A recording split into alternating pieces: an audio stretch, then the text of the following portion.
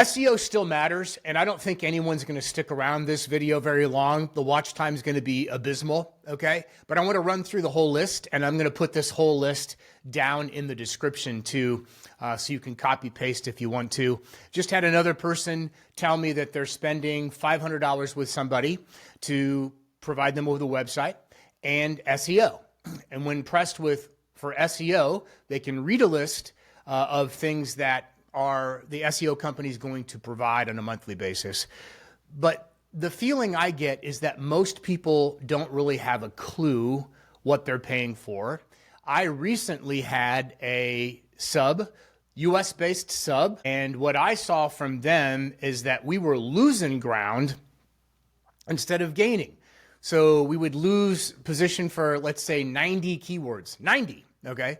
But we would gain 56 over here. Obviously, keywords are critically important to rank for, especially the ones that are the most competitive in your space. When I asked this SEO company, who was a partner of mine, a subcontractor, their explanation, they didn't have one. Okay. Well, I had one, and that was to end my relationship with them. Wish them well. Okay. I think it's really important that you know what an SEO company is doing for you. A web dev team understands it typically from both on-page and technical, typically, okay? But maybe that web dev team is like, well, backlinks aren't that big of a deal. Yeah, they are. Local backlinks are incredibly a big deal for SEO. They might say, well, we'll do a blog, okay? Well, blogs still work, but what keywords are you using for the blog? You just using a smattering, a couple, 2, 3, or are you writing a 3,000 word blog that passes Google's sniff test and still has a lot of your keywords in there? I mean, because I don't think anyone fully understands it, is what I'm trying to say. Both the providers and the consumers in this space. So here's a list. I want to walk through everything that I feel like falls under SEO in 2025. It's a full menu of services that SEO companies sell, nothing skipped.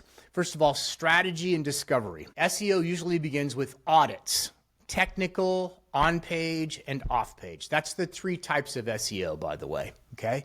Along with competitive analysis, keyword and intent research, and building a roadmap. So there's a lot of people out there that can give you a report, and they might only limit it to a certain number of keywords, by the way. I know one company that says, well, we're going to isolate your top 25 keywords, and that's what we're going to work on. What? You're going to do 25 keywords? Okay. In this space? All right. That's not who you want to be working with, by the way. Companies also set up KPI frameworks, analytics, forecasting, and compliance checks for Google's ever-changing policy. And Google changes, man. It changes. It's a moving target. Make no mistake. Technical SEO. This covers everything that makes a site crawlable, indexable, and fast. And even recently, my team has made some major mistakes. Major mistakes, okay? I caught it. And if I'm paying someone to do certain things, and we talk about it, and they're not getting certain things done, that's a problem for me. That really is. We're talking about, a crawl budget, robots, text files, canonicals, sitemaps, pagination, parameters. I know people's eyes are glazing over. Site speed, that's a big one, especially on the mobile side. Core web vitals like LCP, CLS, and INP. The mobile responsiveness, accessibility, and security, those are all big issues. JavaScript, SEO rendering, prefetching, lazy loading, image compression, structured data for articles, products, reviews, videos, events, jobs, all of it, okay? Structured data. And of course, log file analysis, error handling, redirects, HTTPS, and platform fixes, all important, right? I'm reading from my list of notes right now. So then comes the on-page. This is where keyword research meets content. Optimizing titles, meta headings, internal linking, creating topical clusters and pillar pages, refreshing and pruning old content. There's some people that think old content is fantastic. And then when you dive in a little bit, you can see where some of that old content's no longer helping you. In some cases, it's hurting you. Okay, that's a true story, but some people don't understand that either. Optimizing video with transcripts, image SEO with alt tags, and FAQ or how-to pages, all critically important. And building local landing pages and city-specific content for location-based businesses, that's powerful, and it helps spread your SEO over a region. There's no question. We just had a site we took down several of the city pages because we were building the new ones. And you could see in those cities where you just blip, you're gone, and then you come back. And I'm talking about, let's say you live in Chicago and you want to show up in Naperville as an example. Well, you need a Naperville page for your service or product. Content production, many SEO firms also create content for you. That includes articles, blogs, landing pages, product descriptions, videos, podcasts, even custom graphics. And don't count out press releases, by the way. Some build full editorial calendars and do the writing, editing, and publishing for you. And then there's off-page SEO. This is all about building authority. Digital PR campaigns and outreach, link building, resource pages, guest posts, broken link fixes, reclaiming unlinked mentions, responding to journalist requests, managing your brand presence in places like Wikipedia and Wikidata, and local SEO. Like for brick and mortars, local SEO, it's its own world. That means Google Business Profile, which we've talked about, setup optimization, and to keep feeding it at least once a week with an update. Keep feeding it, keep feeding it. Remember, photos, you can put photos in, make sure that they have the proper name so the bots know what the photos are. And local citations and directory listings. You want to have that right. I've talked about Yext, Y-E-X-T many times. There's other listing services, but Yext is pretty accessible and the price is right in most cases. Customer reviews and reputation management, you know about that. Local landing pages and service area targeting. Photos, Q&A section, and ongoing post updates inside your profile. E-commerce SEO, that's a little bit different. You get product schema, merchant center optimization, faceted navigation fixes, reviews, UGC, variant handling, even image and video optimization for product feeds. Enterprise SEO, which I know nothing about. I don't. I mean, because that's typically a team. These are brilliant minds in this space, and it's a ton of work. It's a mountain of work. But think automation, schema at scale, server log pipelines, dashboards, anomaly detection, testing environments, even CI/CD integration for SEO fixes. Okay.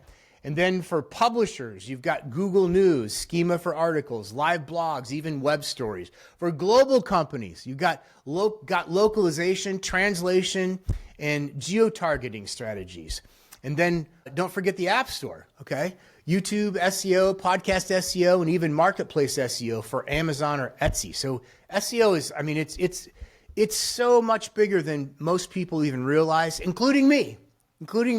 So you can be in it, but not really in it. You can have your foot dipped in it and have a general idea, but it's so big and it's still so important right now in September of 2025. It's critical. It's still critical. It's the foundation on which everything else is built. SEO companies also handle site migrations, domain changes, replatforming, and when things go wrong, they handle penalty recovery, spam cleanup, traffic log triage. I mean, wow, right?